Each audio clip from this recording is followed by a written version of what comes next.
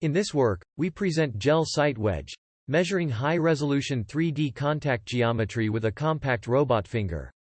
Humans constantly make use of contact during all kinds of manipulation tasks. In order to build more intelligent and robust robots to solve these tasks, we aim for designing compact tactile sensors to provide rich contact geometry and forces information. Recently years, there have been emergent camera-based tactile sensors that are very promising. They are low cost, easy to build or customize, and have high-resolution contact information, which can be beneficial for many manipulation tasks. In this work, we focus on further developing GelSight sensors. As a brief introduction, GelSight turns a touch signal into an image. It consists of a slab of clear elastomer and reflective skin. When touching objects, the membrane deformation yields a shaded image. By putting a camera and shedding lights from different directions, we can use photometric stereo to estimate 3D shape. Here shows the touch signal and reconstructed 3D of an Oreo. The original GelSight sensor is very large. Over years, researchers have been optimizing the hardware design to better apply it for robots. The GelSight sensor developed in 2017 shows the capability to measure high-resolution contact geometry for robot fingers. But it's relatively bulky. GelSlim make the sensor more compact using mirrors. Also, the rectangular shape make it more convenient to change different aspect ratios, compared to the hexagonal shape. But, at that time, it is not designed for 3D reconstruction. We try to answer the question, can we get good 3D reconstruction with a compact and convenient shape sensor? In this work, we present GelSight Wedge sensor, which has a compact and convenient shape while maintaining high-resolution 3D. Here on the left shows the wedge sensor, and on the right shows the reconstructed 3D of a screw. Here demonstrates that the previous GelSight sensor is too bulky to reach narrow space, while the wedge sensor is compact enough to squeeze into narrow space for more robotic tasks. Compared to the hexagonal shape, the rectangular shape can change different aspect ratio to adapt different robotic grippers and hands. Here we shrink the sensor into human finger size, which can be applied for fine manipulation tasks and multi-finger hands. At the same time, the wedge sensor can achieve high-resolution 3D reconstruction. Here demonstrates the reconstructed 3D for a human finger. We can observe the high-resolution contact geometry including the details. In this presentation, we will introduce the hardware design, the 3D reconstruction under different lighting conditions. Also apply the reconstructed 3D to pose tracking. Here's a brief introduction to photometric stereo for GelSight 3D reconstruction. The figure shows the gel touching a sphere, with the directional light from the right. We can observe the continuous shading from bright to dark. Intuitively, the brighter pixels mean larger horizontal gradient. In the GelSight sensor, the light configuration and surface reflectance is fixed, so the intensity mostly depends on the surface normal. With calibration, we can get the inverse mapping, which is to infer the surface normal back from the intensity using a lookup table. In this example, after calibration, we can estimate the horizontal gradient based on the brightness. Further, we can use RGB channels to estimate gradients from different directions, and integrate the gradients to estimate the depth. The algorithm includes two steps.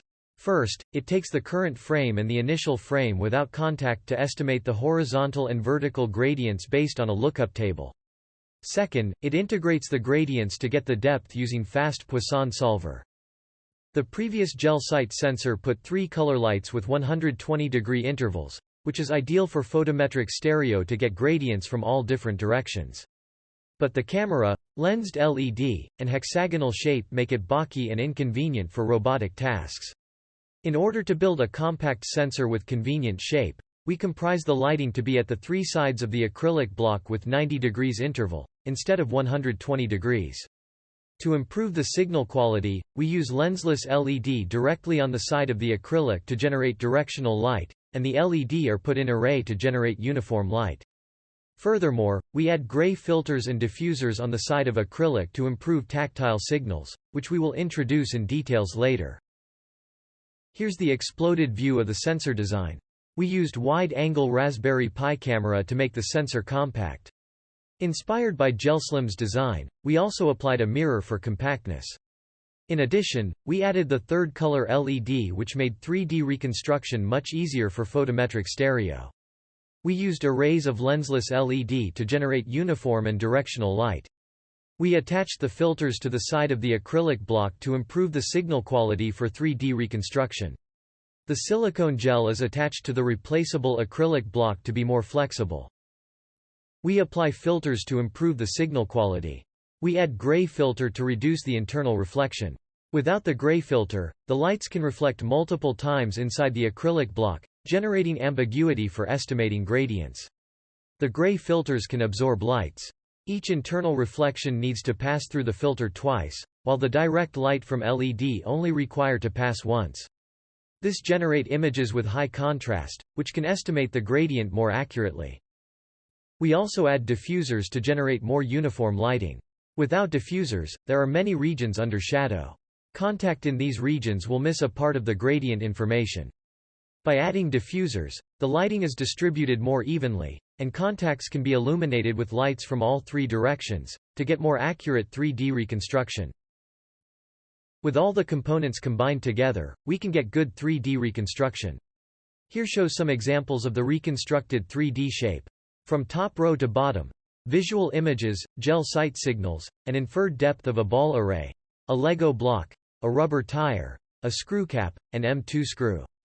Wedge sensor is able to estimate 3D with high fidelity. We also compare the results with different lighting. In the wedge sensor, we put 3 color lights for good 3D reconstruction. But there can be cases where it is difficult to put all 3 color lights due to hardware constraints.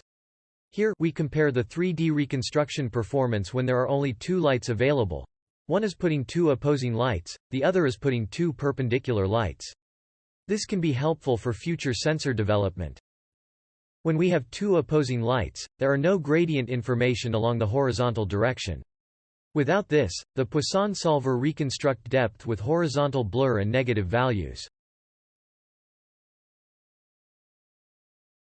By simply changing the configuration to 2 perpendicular lights, the horizontal and vertical gradients can already support the photometric stereo to generate decent results.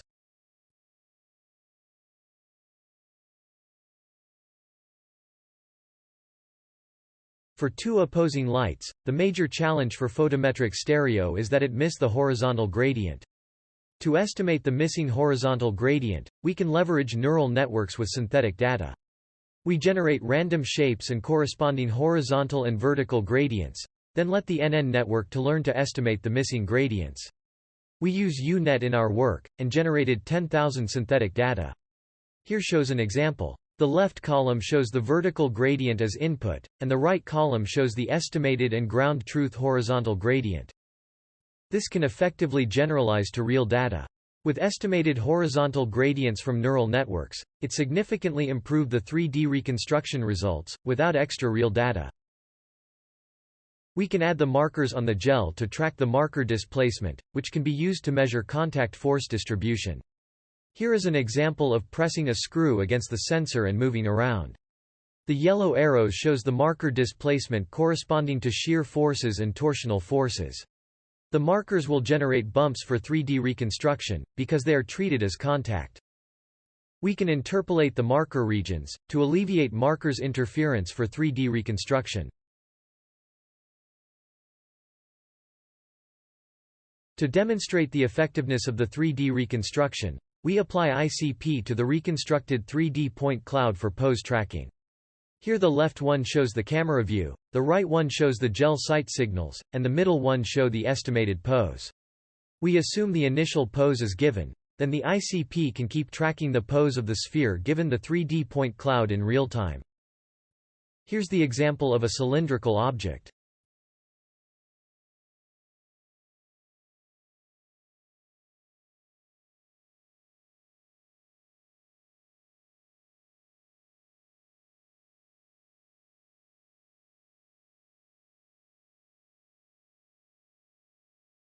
And a cube. Note that it's only a small contact, which shows the effectiveness of the reconstructed 3D.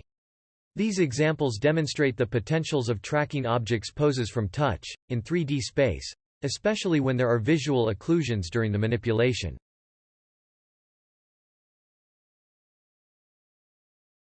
In this work, we present the GelSight Wedge sensor, which can measure high-resolution 3D contact geometry in a compact shape.